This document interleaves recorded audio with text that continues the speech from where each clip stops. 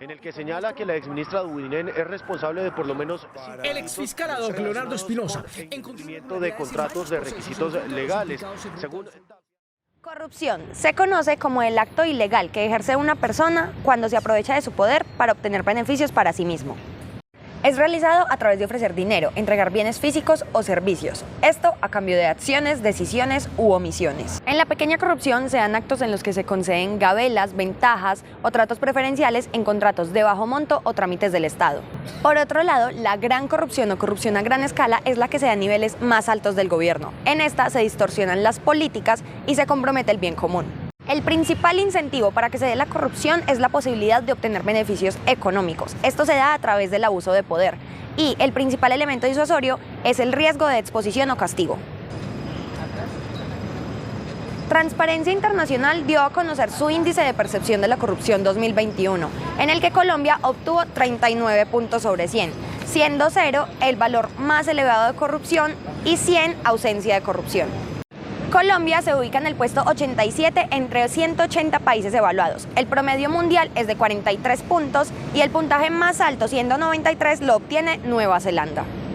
Transparency International hace una crítica a que la corrupción se ve únicamente como un problema económico y administrativo, cuando en realidad hay que hacer un llamado para que las personas lo vean como un problema que realmente es ético y moral y que además viola los valores positivos. Colombia, casos como el de Odebrecht, el programa de alimentación escolar y el carrusel de la contratación en Bogotá demuestran que la corrupción, al igual que cualquier otro delito, deja víctimas. Las principales formas de sanción son dar o exigir dinero, retener activos que han sido confiados o dar un trato de favor a familiares o amigos. Una cuota diaria de comparendos y, lo más grave, el dinero terminaría en los bolsillos de los funcionarios de la Secretaría. Para entender un poco más sobre la corrupción y saber qué entiende la gente de este tema, vamos a hacer preguntas por millonadas. Vamos a preguntarle a Jacqueline por 10 millones de pesos. ¿Sabes qué son las normas míticas en los sistemas normativos? Las normas míticas nos enseñan qué son los actos malos y buenos según su intención. Más allá de los resultados, la única cosa buena es la buena voluntad. Vamos ahora con Jorge por 40 millones de pesos. ¿Sabes qué es en el sistema normativo el código práctico? Claro que sí. Los ciudadanos, así sean funcionarios públicos que actúan bajo el código práctico, incumpliendo así las normas míticas, lo deben de hacer de manera discreta. Para terminar con esta sección y por 100 millones de pesos, vamos a preguntarle entonces a Ángel, ¿qué es la corrupción? La corrupción yo diría que es como una transacción clandestina, excepto, claro está, en los lugares donde ya está normalizado, sistematizado, donde la gente lo invisibiliza y solo el paisaje, una ocurrencia normal. Ahí ya tendríamos que considerar más bien que es un acuerdo no escrito, algo sistemático, que la gente ya considera normal. Los funcionarios públicos deben actuar como agentes morales dentro de los órganos gubernamentales y administrativos para buscar satisfacer las necesidades públicas.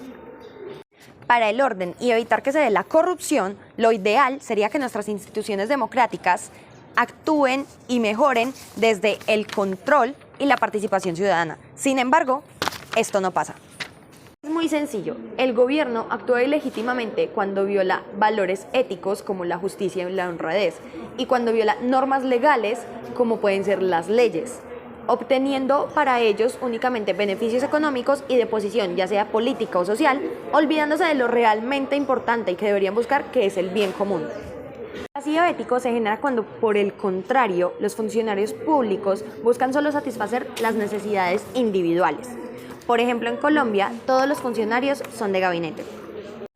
Para denunciar los hechos de corrupción en Colombia existen entes como la Fiscalía General de la Nación, la Procuraduría, la Contraloría y la Presidencia de la República.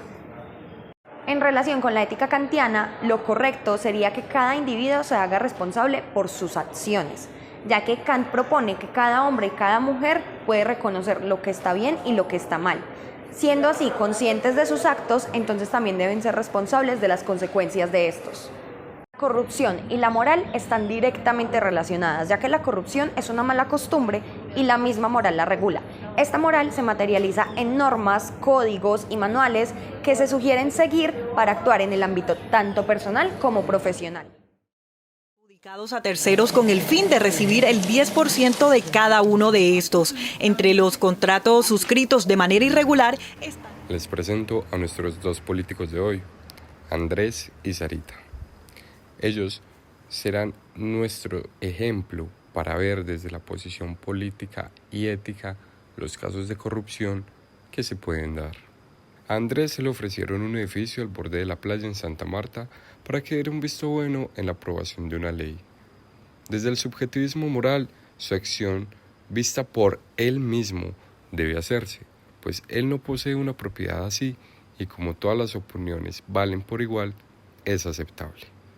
De igual forma, si alguien dentro de la sociedad diría que es incorrecta, sería igualmente aprobada, pues como se explica, el subjetivismo moral depende de cada uno. Desde el relativismo moral dependería entonces así de la cultura que se viva, pues como vimos, si es un acuerdo no escrito como se da en el caso de Colombia, se han normalizado actos así, pero en un país también como vimos, como Nueva Zelanda, estaría actuando incorrectamente, pues dentro de su sociedad no cabe ninguna duda en el rechazo hacia este tipo de actos. A Sarita le dijeron que si no apoyaba al próximo alcalde de las elecciones, la sacarían del partido político al que pertenecía. Dentro de la teoría de las órdenes divinas, se puede ver desde las dos posiciones, pues estas dependerían simple y llanamente de Dios como legislador de las decisiones. Si desde la religión y la moral ella percibe que es aceptable o de hecho que es hasta correcto apoyar al próximo alcalde, aunque sea ilegal, porque promovería el bienestar social, no le vería nada de malo y debería hacerlo.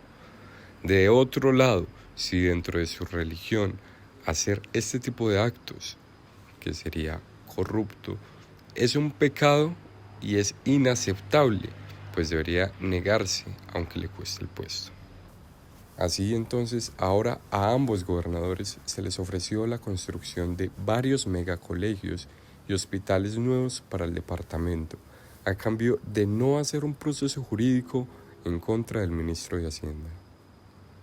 Desde el utilitarismo, podría verse en que es beneficioso para la sociedad el tener el colegio y los hospitales alrededor de todo el departamento, pues generaría un bienestar para una gran parte de la sociedad y deberían tomar la decisión de votar que no se haga el proceso jurídico, entendiendo la prioridad sobre su región y sus habitantes, pues es un beneficio para todos. Ante la ética kantiana, el sentido de justicia debe prevalecer por encima de estos casos situacionales. Ambos gobernadores deberían negarse y desarrollar el debido proceso contra el ministro de Hacienda, teniendo en cuenta que como gobernadores no deberían aceptar favores de bienes físicos ni materiales para el beneficio de un individuo.